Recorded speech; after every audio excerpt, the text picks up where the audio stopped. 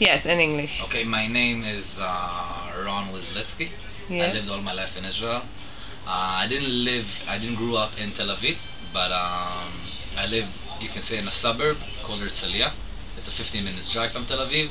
And from the age of 17 already, when you have a car, Tel Aviv becomes full part of your life, nightlife wise, of course, because you can't compare Tel Aviv nightlife to other nightlife in all of other Israel. It's like there's only one place to have a good nightlife, Tel Aviv. So when you're 17, you have the possibility to take yourself there with a car and so close, you become a part of the city. And how did Tel Aviv became the city that it is? That's a good question. I wasn't here 40 years ago and 30 years ago, but from what I know, it's the first Hebrew city.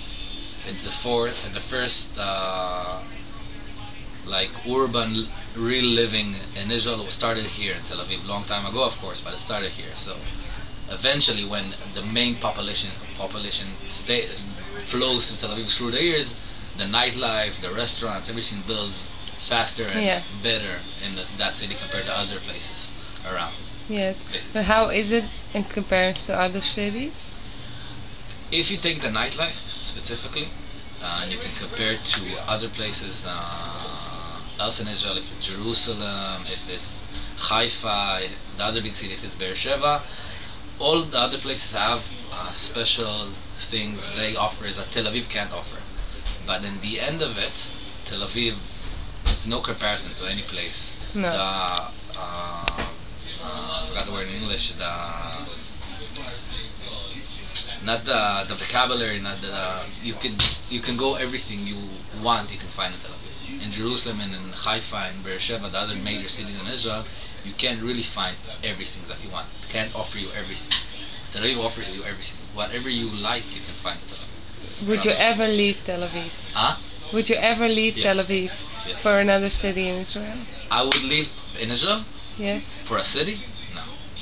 Or for a village? To live, maybe, yeah. And I will always live if of course I can know what will be my financial situation in 10 years or so, but my ambition is to always stay around the center, because that's the Israeli I know and I love. Of course I love many other parts in Israel, but not to live. If you want to live, it's Tel Aviv.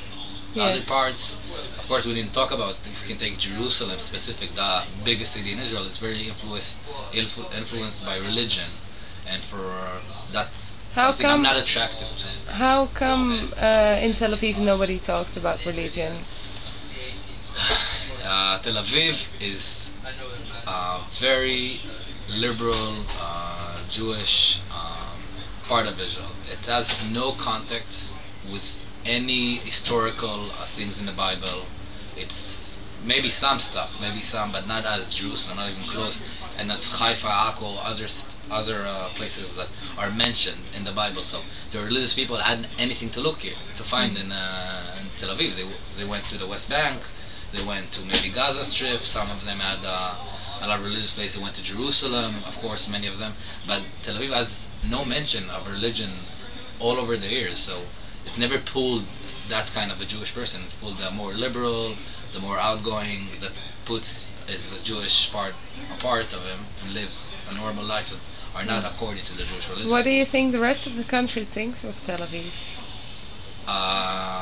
They hate it and love it, because I think every country can be happy you have a city like Tel Aviv. It has many faults, but you can compare it again to how it developed so fast.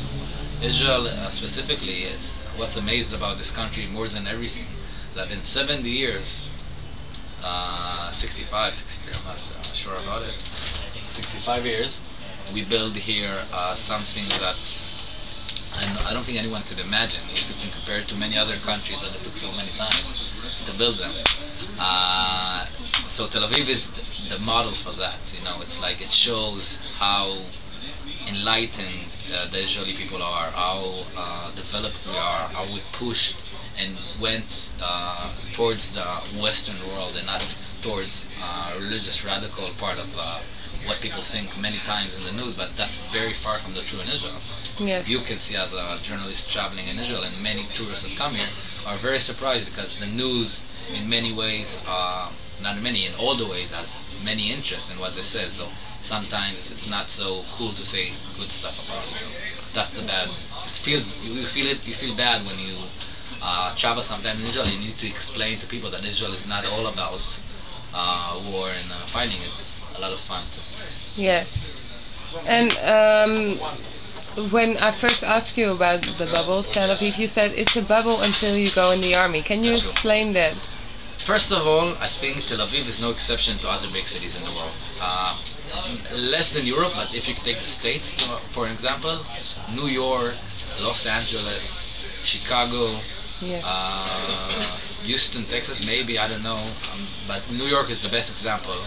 That New York is the biggest, the hugest, the enormous, the bubble the world can offer. Because I've been to New York and I had an experience. I worked 3 hours from New York in Maryland, and the differences are so huge. The culture, way of looking about life, and everything from having babies when you're 16 and till getting married when you're 20, until like New York is so different than that, and they look very not attached to that side of America.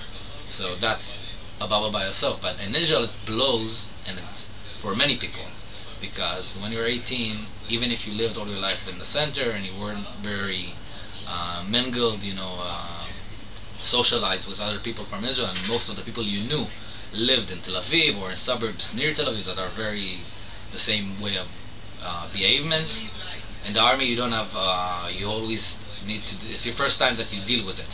Everyone knows someone that lives up in the north or down in the south, and they come from different mentality maybe a bit. Israel is a small country, so you basically know where you're going to, but still, when you meet those kind of people, meet the people that grew far from the center, it blows, because there's other places. How are they different from people? I don't think they're different. I think there's people in the south. It's more the Tel Aviv people that lived in the center. Not more. The saying is more for the people that live inside of it, not outside of the bubble. Because who's outside the bubble can see the bubble. He knows what goes on in Tel Aviv. When you're inside, it's hard to look outside. So when you're 18, when you serve the military, you go all over Israel. It's not just about the people you meet. You go all over, you meet and encounter many situations people will never encounter in their life. When it matures you up, the military does for everyone, that's for sure. Fighting units, intelligent units, people that go every day home. At the end of it, it matures you up. It makes you a grown man. And when you grow up, you understand there's more stuff outside of Tel Aviv, of course.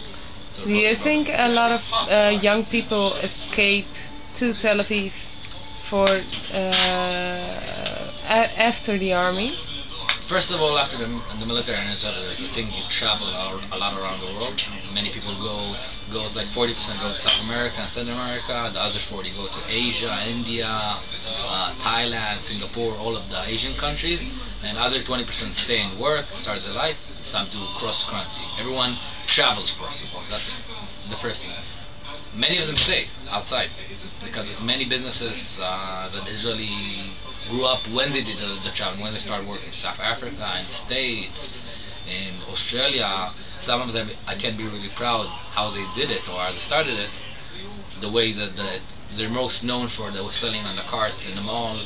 It's like an Israeli business that grew up through the years towards all over the world, like from Berlin to New York to Sydney. It's all over. And first of all, they go and travel and search the world. After, when you come back to Israel, it's split. If you want to have a young life that young people will live around you, you will always have option to go out and enjoy and have a good time out. Tel Aviv is the best place to offer that in Israel, for sure. Compared to even Haifa, that's the big city with a lot of young people and the university, it's not the same. If you take Be'er Sheva, that's the biggest university in Israel. It's around, I think, between 20 to 30,000 students. It's a student city, and your social life is only about the students. You have nothing else to offer you. Only the student life. Tel Aviv offers you whatever you want. No matter what kind of person you are, you can find yourself in Tel Aviv. A lot of people that I spoke to about this subject said that Tel Aviv is really inspired by America or by Western countries. Do you think so? I think it's inspired by Western countries. I will not pick one. No. I think it's inspired by the Western culture more than a specific place. I can't say Israelis are influenced by Americans, even that there's the big political connection between the both of us, and you can't miss it. It doesn't mean cultural-wise we are connected as well. Yes. Many of our, let's say Berlin, if we can take, many people that I know worship Berlin. They love Berlin as a city, and they worship more like European way of thinking about life. Tel Aviv specifically, I think. If you look about more around Israel, yes, you can say it's more attached to American culture, but Tel Aviv specific, it's more connected to Western Europe cultural, and not like New York culture or American culture. Okay, and it's a microcosmos, really, Tel Aviv. You know, it has a lot of everything. You know, you can Yes. find people that are very. what does because in Tel Aviv you have the Young Party. I don't know what's the Hebrew name for it. I read about it online. It's a party that stands up for gay rights. The local mayor is of that party. Okay. Yesh Atid, I think so. Dov Yes. Atid, Yes. one of They stand up for gay rights a lot. okay. But is that also in the rest of Israel? Israel itself, very, very, very open-minded for gay people. We have so many problems. I think that's like The least last, problem. The last people even think about. Tel Aviv itself has many, many, many gay clubs. Yeah, but is it Open-minded. also in other cities? Other cities, something else. When we talk about Tel Aviv, it's something else, and when we Mhm. talk about other cities, it's something else. Of course, I think in Jerusalem that it's a very religious place, are not open-minded for gay activities. Yes. That's why every year there's a problem at the gay parade in Jerusalem. But when the gay parade goes in Tel Aviv, no one has a beep. You know, no one cares. Have a fun, have a parade. I think specifically that it's about time that I'm not pro-gay. I'm not like anti or something. I think like that's that they do a parade or something. It makes like a provocation, and no one really cares. You know, live your life, enjoy it, do whatever you feel comfortable, have fun with it. When you do a parade, you become special. You know what I mean? Yes. So just live it. You know, enjoy your time. Tel Aviv specifically is very open for gays. The military is very open for gays. I Really? served in the military 3 years with a gay person. Took showers with me. You know, it's like, okay. Yeah, but everybody has to go to the military, right? that's true, but not like in the United States when they tell the soldiers stay in the closet. Don't say that you're gay. In the Israeli military, You the can opposite just round. be open. You can do Right. whatever you want, and the military will still accept you, and you can go to every unit you want, and you can serve wherever you want. You're not a different person. You're equal. Yes. And the military had a big promotion about it to see like how the military is so open about it. But I know because I served with people that are homosexuality, that are gay, and it didn't interfere me with anyway. Did the army really affect your vision on Israel? First of all, it depends. That you ask me specifically, but when you ask everyone else, it really depends where they served and what they did in the military, what their eyes saw, But you what they personally? heard. I was, You personally? me personally, it changed something. Not much, not much. I've been to many other places in the West Bank and many other places. Nothing surprised me. I always were very attached. And, the Israeli people cannot be lied by the press because our parents been in the West Bank, all our family, my cousin, someone was there. You know, it's always so small, such a small country. So if there's a lie someone tells like something not true on the news, so you know it's not true. So you really know what goes on in all those places. You can figure a place. You can figure like a picture when you go to the military.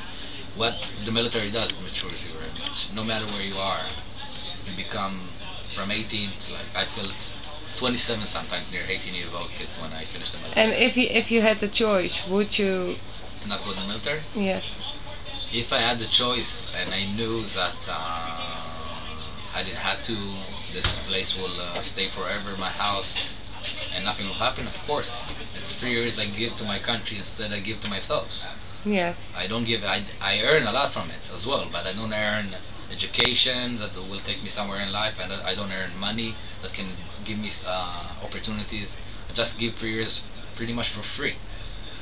Of course I don't want to do it, but you grew up in Israel that you know that when you will be 18, you will have to go to the military if they ask you, because there's a country we want to stay alive.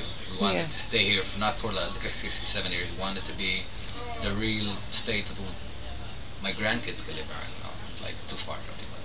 Yes. And the last question I want to ask you is, do you understand why some people, because I was in Jerusalem yesterday, and when I said I stayed in Tel Aviv, they said, oh, you're staying in Tel Aviv, you know? Religious people? Yes. Okay, of course, because... Yeah, I don't think there's non-religious people in Jerusalem. I think everyone has a religion. My roommate that live in Tel Aviv was not religious. Depends what neighborhoods you go. The neighborhoods near the old city, of course they will be religious. They want to be as close to the wall. That's the most religious place for the Jewish people. So you think how much a house costs near the wall. Yes. A small apartment this size, just to be near something holy. But I think they told you that because Tel Aviv... the city of sins? It's the city of sins, of course. Of course it's the city of sins. Like I told you, everything can happen, everywhere you can go.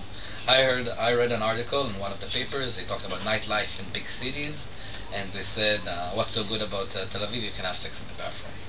Made me laugh, you know. Like, of course you can have sex in the bathroom. It's something that happens in Tel Aviv. When they were surprised that like, it doesn't happen like in...